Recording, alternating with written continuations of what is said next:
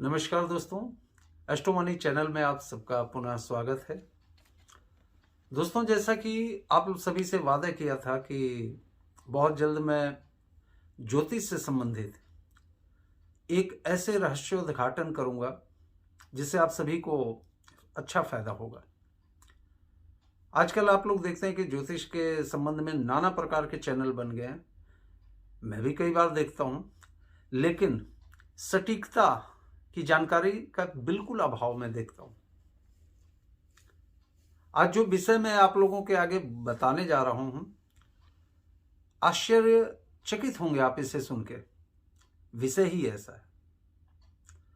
आपने अक्सर पहले देखा होगा कि जो ग्रामीण क्षेत्र के हमारे ब्राह्मण हुआ करते थे, उनके पास ना तो उस जमाने में सॉफ्टवेयर हुआ करता था, ना आज के वनस्पत उतना साधन नहीं था, लेकिन उनकी फल कथन काफी हद तक सरल और सटीक रहते थे।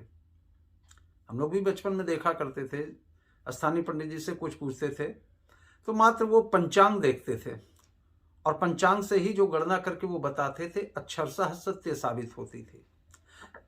परंतु आज की डेट में मैं देख रहा हूं कि इतने सॉफ्टवेयर आ गए और ज्योतिष की भी कई विधाएं हैं। कोई वैदिक का ज्योतिष का जानकार है, कोई केपी कर रहा, कोई जैमिनी कर रहा, और आजकल नाड़ी का काफी प्रचलन हो रहा, जिसे हम भृगुनंदी नाड़ी बोल रहे हैं।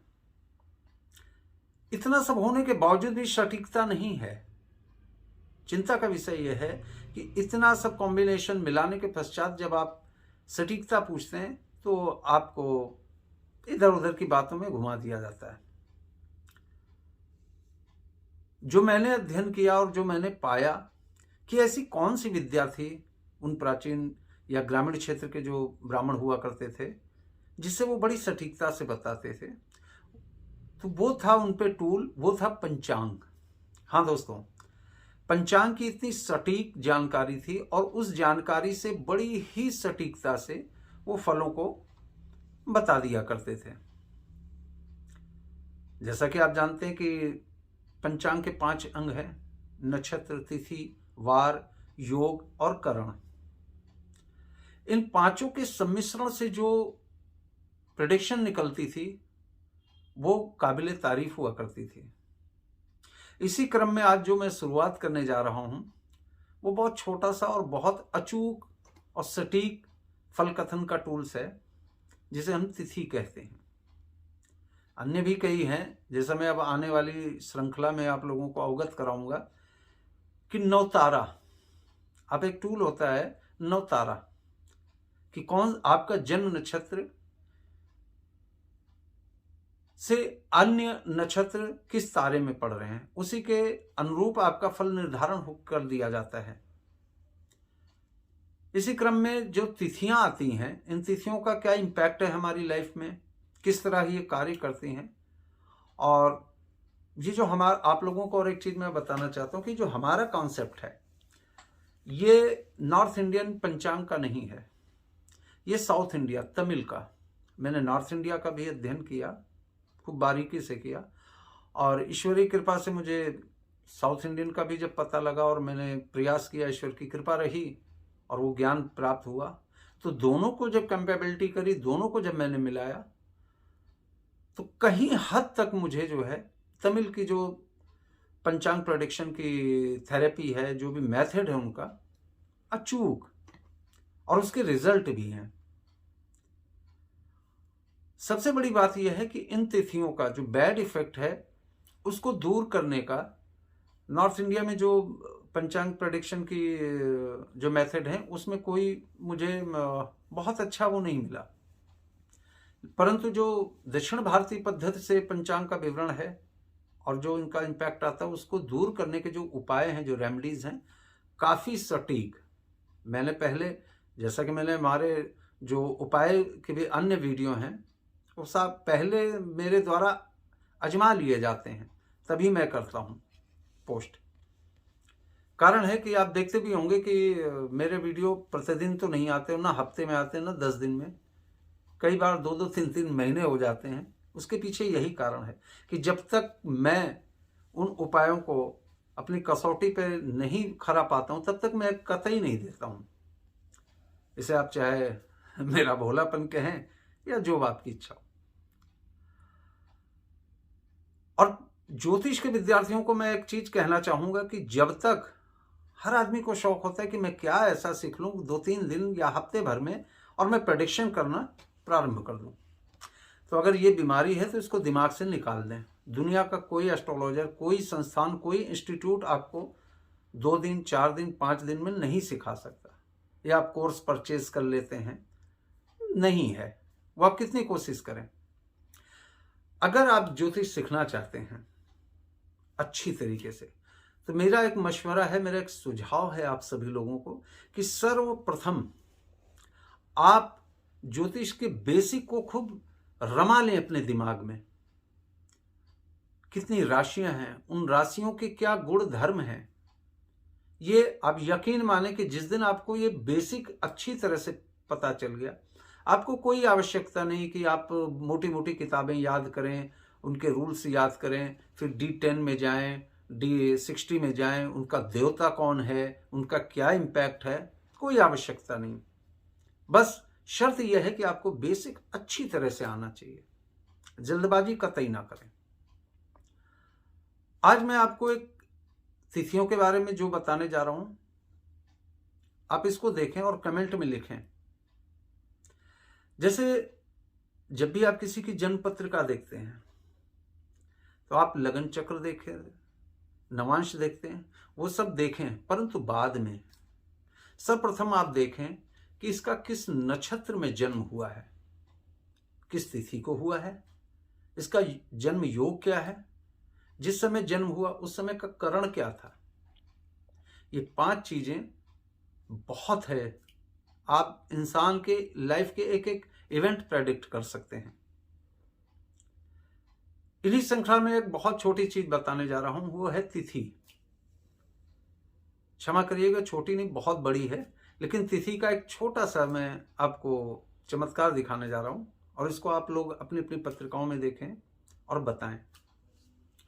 सपोज करिए कि आपका जन्म प्रतिपदा यानी परिवार, पहली तिथि, कुछ भी बोल सकते हैं आप, पहली तिथि का जन्म है।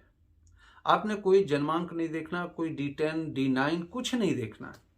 आप आंख मूंद के बोल सकते हैं कि इस जातक को मैरिड लाइफ और प्रोफेशनल लाइफ, इन दोनों में प्रॉब्लम रहेगी। अब ये ग्रहों पे भी डिपेंड करता है कि प्रॉब्लम बहुत ज्यादा रहेगी या कम रहेगी, लेकिन यह तो निश्चित है कि आपको इन दोनों हाउसेस, दोनों भावों के फल में आपको कमी रहेगी और जीवन पर्यंत रहेगा।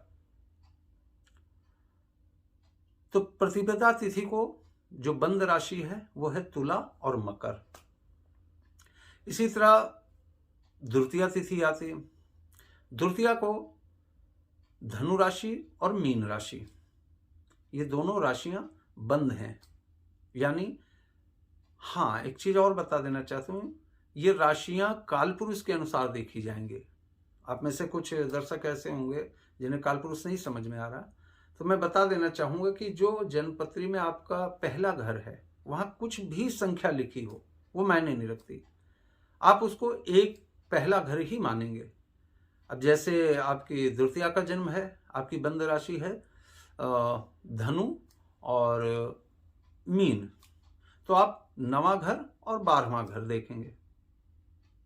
9वें घर से क्या चीजें देखी जाती है? हायर स्टडी, पिता, भाग्य, काफी चीजें, लेकिन जो प्राइम चीजें हैं, बेसिक चीजें हैं, वो 3-4 चीजें हैं।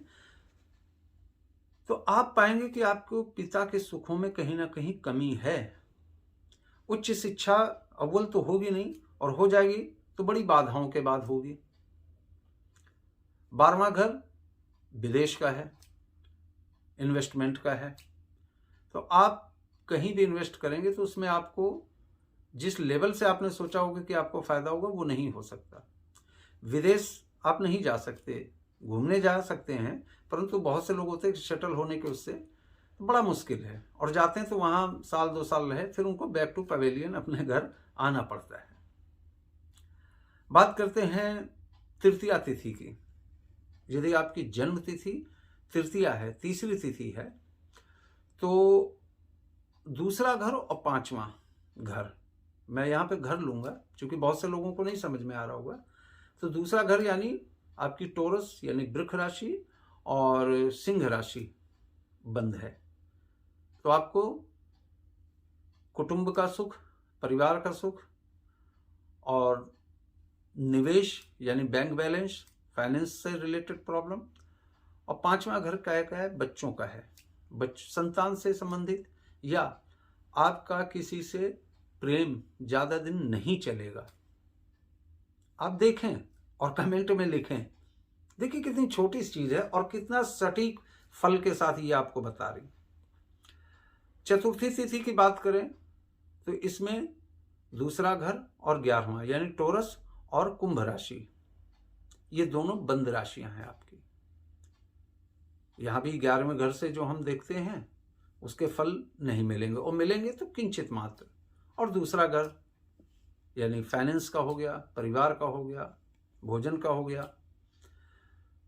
अब देखिए जिनकी चतुर्थी का जन्म है उनको समय पे कई बार भोजन नहीं मिलता, वे तो काम पे इतना व्यस्त हो जाएंगे, 12 बजे 1 बजे खाने का टाइम है तो वो 2 बजे खा रहे होंगे, तो उनको खाने में समस्या आ जाएगी।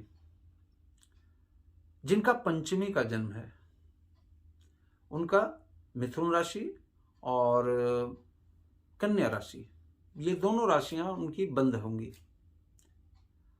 अब हम कालपुरुष से देखें तो तीसरी राशि यानी तीसरा घर आता है।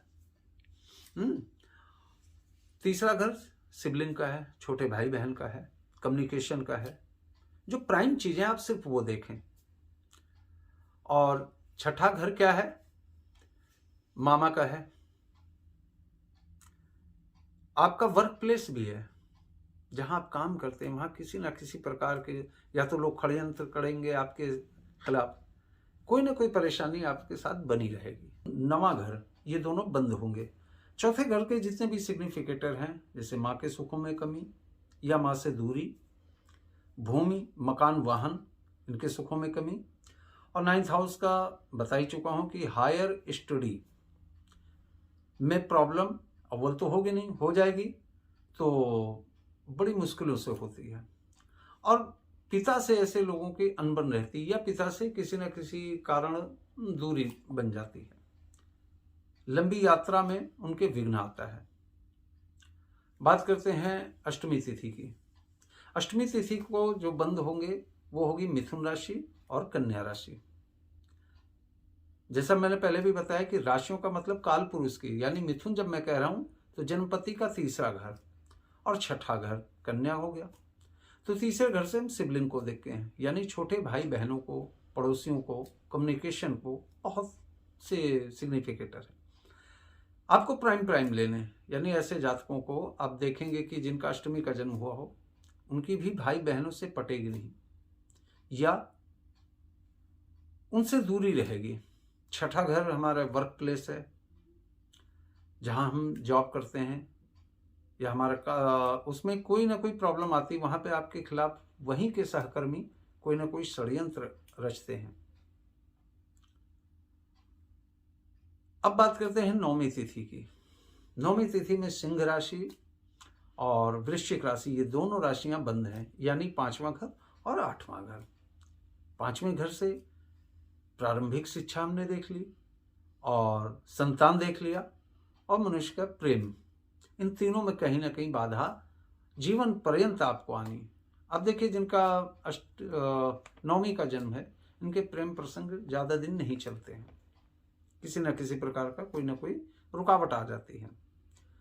और सेम यही फल 10वीं तिथि के भी जन्मे जातकों को होगा। इनका भी सिंह राशि और वृश्चिक राशि यानी 8वां घर भी इनका बंद रहता है। 8वें से बता ही चुका हूं, इनहेरिटेंस, पैतृक संपत्ति, पत्नी का धन, जितने भी सिग्निफिकेटर हैं आप देख सकते हैं। तो इनके बड़े अच्छे मतलब जो मैंने फल देखा है निश्चित तौर पे मिलते हैं। अब बात करेंगे एकादशी को। एकादशी तिथि को भी धनु राशि और मीन राशियां, ये दोनों राशि बंद रहेगी। एक फल को मैं कई बार कह के समय नष्ट नहीं करना चाहता हूँ। पिछले भी कई तिथियों में 9 और 12 बंद थी, तो आप समझ सकते हैं नवा घर पिता का होता है, और हायर एजुकेशन हो गई, विदेश भी हो गया, तीर्थ यात्रा भी हो गई, तो हर चीज़ में विघ्न पड़ता है।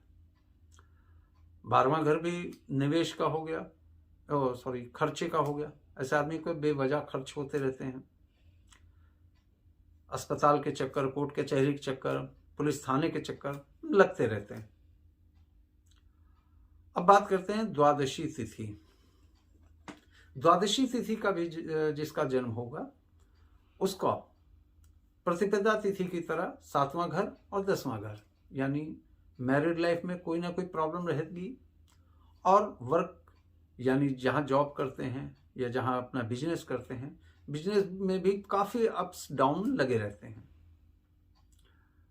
त्रयोदशी 13वीं तिथि जो होती है त्रयोदशी तिथि वालों को मैंने देखा है कि इनका भी दूसरा घर और 5वां घर, यानी वृष राशि और सिंह राशि, ये दोनों बंद हैं।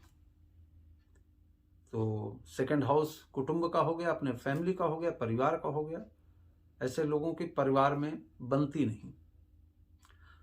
5वें हाउस कालपुरुष का 5वां घर संतान का हो गया, प्रारंभिक एजुकेशन का हो गया, अफेयर्स का हो गया, लर्निंग हो गई। इससे हम पूर्व जन्म का भी देखते हैं। अब सबसे जो मिरेकल है वो है चतुर्दशी, यानी 14 तिथि। 14 तिथि को यदि आपका जन्म है तो इसमें 4 राशियां बंद हैं, मिथुन, कन्या और धनु और मीन। ये 4 राशियों के फल सबसे ज्यादा जो स्ट्रगल मैंने देखा है वो 14 का जन्म जिनका हुआ उनका देखा है। चलिए एक रहस्य और खोल देता हूं आपके सामने। हर तिथि में जन्मे लोगों को 2-2 राशियां बंद हैं, लेकिन सबसे ज्यादा इंपैक्ट किस पे पड़ेगा? जैसे मैंने बताया कि प्रतिपदा का ले लें आप कि तुला राशि और मकर राशियां बंद हैं, तो तुला राशि यानी 7th हाउस पढ़ रहा है, मकर राशि 10th हाउस पढ़ रहा है। अब यहां पे ध्यान देने वाली बात है कि जिसका शुक्ल पक्ष का जन्म है उसको सबसे ज्यादा बैड इफेक्ट झेलना पड़ेगा 7th हाउस का, मैरिड लाइफ का, और जिसका कृष्ण पक्ष का जन्म है उसको काम धंधे से। इसको आप लगाइए, मजा आएगा आपको कि बहुत सटीक चीज मैंने बता दी आप लोगों को कि यदि शुक्ल पक्ष का जन्म है तो पहली राशि ले, जो मैंने अब तक बताई उसकी पहली ले, और कृष्ण पक्ष का है तो उससे बाद में जो बताई उसका जन्म ले। फल दोनों के मिलेंगे, लेकिन कई बार क्या होता है कि आदमी का मैरिड लाइफ खराब है और बिजनेस चल रहा है, उतना बैड इफेक्ट नहीं है। बहुतों का बिजनेस का बेड़ा गर्क हो रखा है, लेकिन मैरिड लाइफ में प्रॉब्लम है उतनी नहीं है। तो आप शुक्ल पक्ष और कृष्ण पक्ष अवश्य देखें। यदि शुक्ल पक्ष का जन्म है तो जो पहले मैंने राशि बताई वो आपकी ज्यादा इंपैक्ट करेगी, ज्यादा प्रभाव देगी।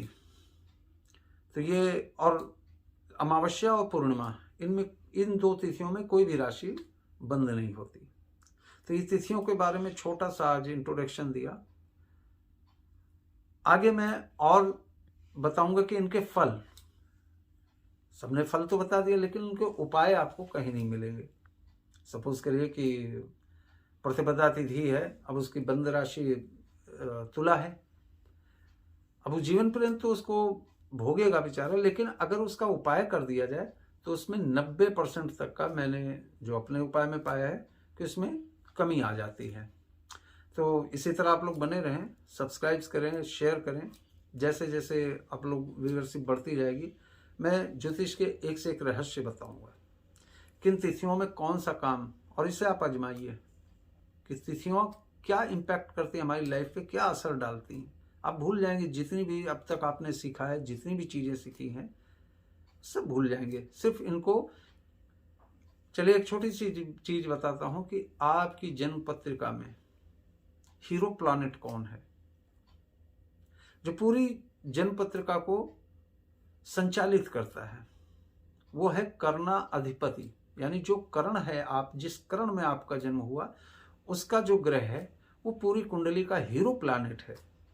उसको प्रयोग कैसे करना है, किस तरह हम उससे लाभ ले सकते हैं, यह आने वाले वीडियो में मैं बताता रहूँगा आप लोग